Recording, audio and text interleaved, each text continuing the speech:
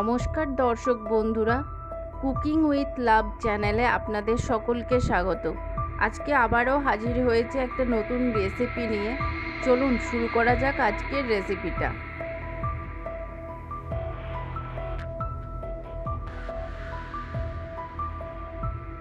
আমরা এখানে উপকরণ হিসাবে নিয়েছি দুটো মিডিয়াম সাইজের পেঁয়াজের কুচি আর 1 টেবিল চামচ আদা রসুনের থেতো আর একটা টমেটোর পেস্ট। আরও নিয়েছি 200 গ্রাম মতো পনির, সেটাকে আমরা গ্রেট করে নিচ্ছি।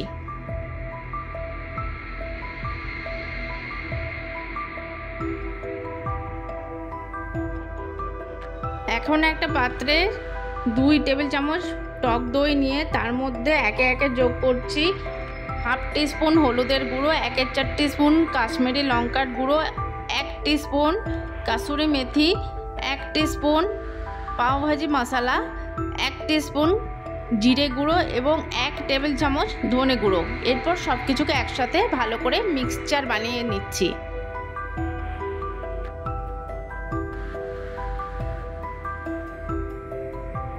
এরপর কড়াইয়ে 1 টেবিল চামচ সর্ষের তেল গরম করে তার সাথে দিচ্ছি 1 টিস্পুন মতো সাদা তেল। তারপর সবটা গরম হয়ে আসলে কড়াইয়ে যোগ করছি 1 টেবিল চামচ বেসন। সে বেসনটা কয়েক সেকেন্ড নাড়াচাড়া করে নিচ্ছি। তারপর কড়াইয়ে যোগ করছি হাফ টিস্পুন গোটা জিরে, সেটাও কয়েক সেকেন্ড নাড়াচাড়া করে নিচ্ছি।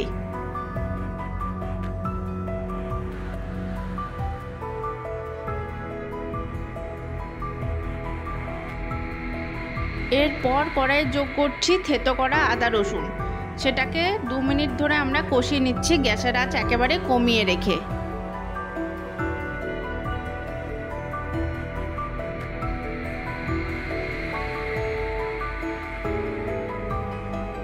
আদা রসুন কষানোর পর কড়াইয়ে যোগ করছি পেঁয়াজের কুচি, এটা দিয়ে গ্যাসের আঁচ আবারও কমিয়ে রেখে 3 মিনিট ধরে পেঁয়াজটা কষিয়ে নিচ্ছি। তারপর কড়াইয়ে যোগ করছি দইয়ের মিশ্রণ। দইয়ের মিশ্রণ দেওয়ার সাথে সাথে গ্যাসের আঁচ সম্পূর্ণ কমিয়ে রাখছি যাতে দইটা ফেটে না যায়। তারপর গোটা মিশ্রণটাকে 3 মিনিট ধরে আমরা কষিয়ে নিচ্ছি।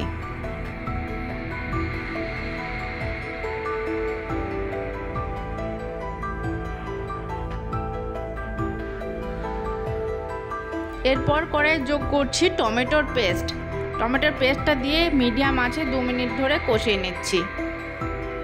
এরপর কড়াইয়ে যোগ করছি স্বাদ মতো নুন। এই নুনটা দিয়ে 1 মিনিট ধরে সব কিছুকে সাথে নাড়াচাড়া করে নিচ্ছি।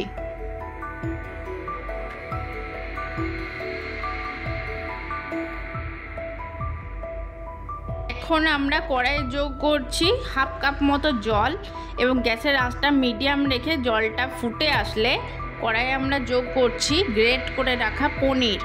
এরপর পনিরটা দিয়ে গ্যাসের আঁচ কমিয়ে রেখে প্রায় 4 মিনিট ধরে পনিরটা কষিয়ে নিচ্ছি। তারপর কড়াইয়ে আমরা যোগ করছি 1 টিস্পুন মতো বাটার।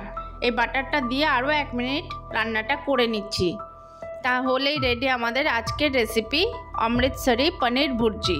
আপনাদের যদি আমার রেসিপি ভালো লাগে তাহলে লাইক, শেয়ার এবং আমার চ্যানেলটিকে সাবস্ক্রাইব করতে অবশ্যই যেন ভুলবেন না।